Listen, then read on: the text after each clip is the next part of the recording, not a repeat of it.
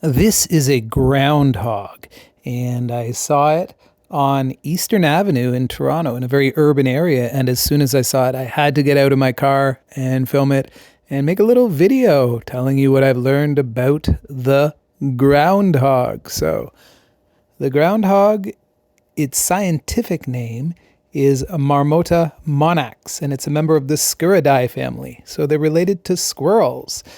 And the most common names for groundhog are groundhog and woodchuck.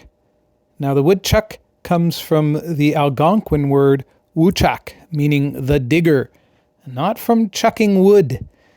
If you might have ever heard that poem, how much wood could a woodchuck chuck if a woodchuck could chuck wood? The answer is none, because woodchuck means digger. It's also called a whistle pig. I didn't know that. But I did know that they give off a high-pitched whistle when they're alarmed to warn others in the colony to hide. They're also known as land beaver, I love that name, monax, and siffleur, which is French for whistler. Groundhogs are true hibernators. So that means they go into a deep dormancy for 5 to 6 months, typically October to April, as do a lot of Canadians. During hibernation, their physiology changes drastically. Body temperature drops to about 2 or 3 degrees Celsius. That's crazy. And the heart rate goes from 80 beats per minute to 4 or 5 beats per minute. And they survive on their stored fat. They lose about a quarter to a third of their body weight.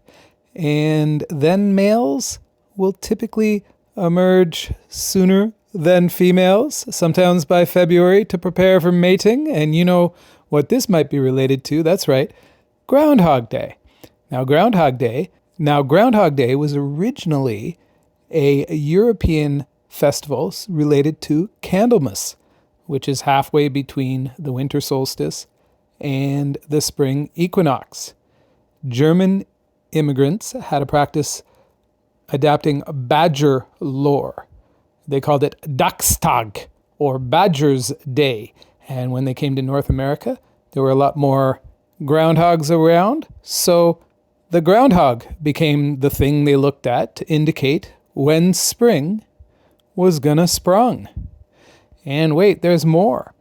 They are super ingenious burrowers. That's a hard word to say, burrowers. And they have complex dens with dedicated rooms, including a bathroom. Also, I didn't know this, but they can climb trees if they need to, or swim if they need to get away. And as previously stated, they whistle for communication, which indicates a social awareness. And the last thing I'd like to mention about groundhogs is if you live in Toronto, one thing that's super fascinating is there is a colony of groundhogs that lives on the very busy Don Valley Parkway. Now, not the actual highway, but on the grass median dividing the north and southbound lanes. And if you're ever on the DVP just south of Eglinton, you're almost always going to be stopped. So when you're frustrated and you need to relax, just look over at the groundhogs playing in the grass beside you, and it might make your day a little bit sunnier. And so I thank you for listening, and groundhogs, I thank you for living. And if you've ever seen the groundhogs on the DVP, or you live in another place that has cool highway groundhogs, please be sure to share your story in the comments below. Like and subscribe. Peace.